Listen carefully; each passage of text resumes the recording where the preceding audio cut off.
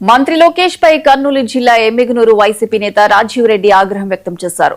లోకేష్ రాజీనామా చేయాలని రాష్ట్ర యువత కోరుకుంటోందన్నారు. డీఎస్సీలో జరిగిన అక్రమాలపై పూర్తి స్థాయిలో విచారణ జరపాలని డిమాండ్ చేశారు. మరోవైపు సొంత పార్టీ నేతలపై ఆగ్రహం వ్యక్తం చేసిన ఆయన ఎమ్మిగనూరులో వైసీపీకి వ్యతిరేకంగా ప్రవర్తిస్తే సస్పెండ్ చేస్తామని హెచ్చరించారు. ప్రెస్ మీట్ల గురించి నేను మాట్లాడడం లేదు. అందరం కలిసికట్టుగా ఐక్యంగా పార్టీని నిలబెట్టాలని చెప్తా ఉన్నా.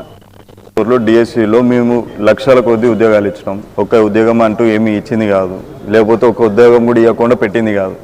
లక్షల్లో ఉద్యోగాలు ఇచ్చినాం. మేము ఇప్పుడు చెప్తుండేది ఏంటి, ఇక్కడ ఫ్రాడ్ చేస్తూ ఉన్నారని చెప్తా ఉండేది. ఫ్రాడ్ విషయం కింద సిబిఐకి ఎంక్వైరీ పొమ్మన్నాం, కానీ ఉద్యోగాలు ఇవ్వద్దని నేను ఎప్పుడు చెప్పలేదు.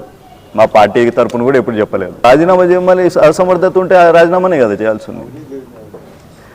నేను అంటుండేది యాజ్ అన్ ఎడ్యుకేషన్, నేను అదే అంటారా, sole and sole education minister main role ఏంటి స్టేట్లో towards the education of the youth or the people or the kids. ఇదే కదా ఎడ్యుకేషన్ మినిస్టర్ చూసుకోవాల్సింది.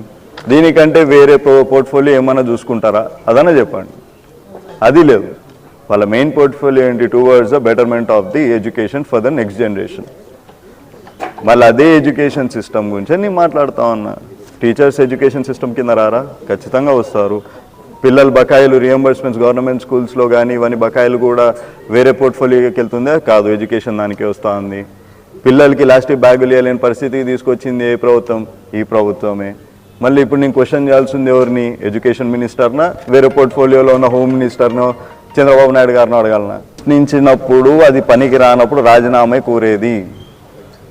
మనం అడిగిన తర్వాత కూడా రియంబర్స్మెంట్స్ గురించి మేము దాదాపు 1 year నుంచి పోరాడుతుంటే కూడా దాని మీద రెస్పాన్స్ మాత్రం ఏమాత్రం ఇవ్వకుండా ఉన్నప్పుడు ఇంకా రాజీనామా తప్పితే